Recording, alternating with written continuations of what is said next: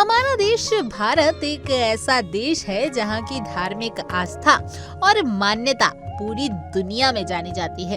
भारत में ऐसे कई मंदिर और तीर्थ स्थल हैं जिनके दर्शन के लिए देश ही नहीं बल्कि विदेश से भी लाखों की संख्या में लोग आते हैं। ऐसे ही एक उत्तराखंड में मौजूद नीम करोली बाबा का आश्रम भी है। इस आश्रम में आम जनता ही नहीं बल्कि कई बड़ी सी बड़ी मशहूर हस्तियां भी बाबा का आशीर्वाद लेने पहुंच चुकी हैं।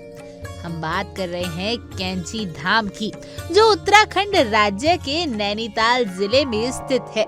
एक बहुत ही प्रसिद्ध और पवित्र स्थल है। ये आश्रम नीम करोली बाबा के नाम से जुड़ा हुआ है, जिनकी साधना और दिव्यता आज भी लाखों भक्तों को आकर्षित करती है।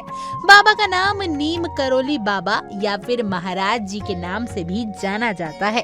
उनका आश्रम और ये स्थान भक्तों के लिए एक आध्यात्मिक केंद्र बना हुआ है, जहां लगभग रोजाना ही भारी संख्या में लोग दर्शन के लिए जाते हैं।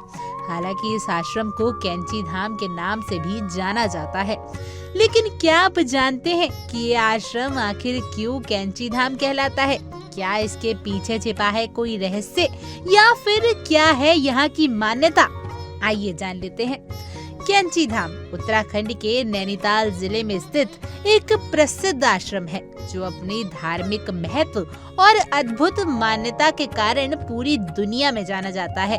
यह आश्रम प्रसिद्ध संत श्री नीम करोली बाबा का स्थान है, जिनकी भक्ति और दिव्यता के किस्से आज भी लोगों के दिलों में बसे हुए हैं। कहा जाता है कि बाबा ने यहाँ 1960 के दशक में अपना आश्रम स्थापित किया था। उनके चमत्कारी कार्यों की वजह से इस स्थान को कैंची धाम के नाम से जाना जाने लगा। इस मंदिर का नाम कैंची धाम पड़ने के पीछे एक दिलचस्प कारण है।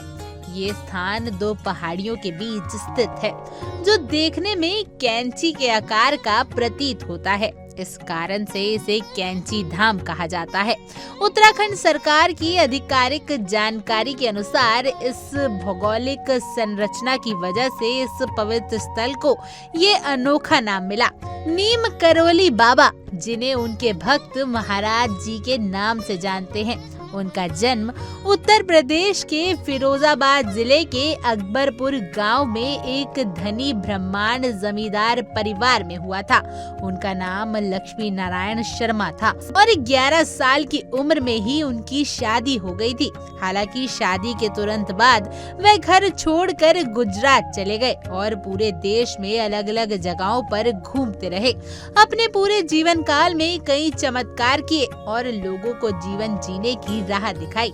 उन्होंने आश्रम भी बनवाए, जिनमें से एक उत्तराखंड के नैनीताल के कैंची धाम में और दूसरा उत्तर प्रदेश के मथुरा जिले में वृंदावन में स्थित है। उन्होंने वृंदावन को अपनी महासमाधि के लिए भी चुना। 10 दिसंबर को आगरा पहुंचने के बाद वे तुरंत वृंदावन के लिए रवाना हो गए, जहां 11 सितंबर 1973 को उन्होंने समाधि ली। लेकिन आज भी बाबा के भक्त मानते हैं कि यहाँ आने से उन्हें मानसिक शांति और ऊर्जा प्राप्त होती है। यहाँ हर साल 15 जून को विशाल भंडारे का आयोजन किया जाता है, जिनमें हजारों श्रद्धालु शामिल होते हैं। कैंची धाम सिर्फ एक मंदिर ही नहीं बल्कि एक आध्यात्मिक ऊर्जा केंद्र भी है। यहाँ आने वाले हर व्यक्ति को दिव्यता और शक्ति का अनुभव होता है।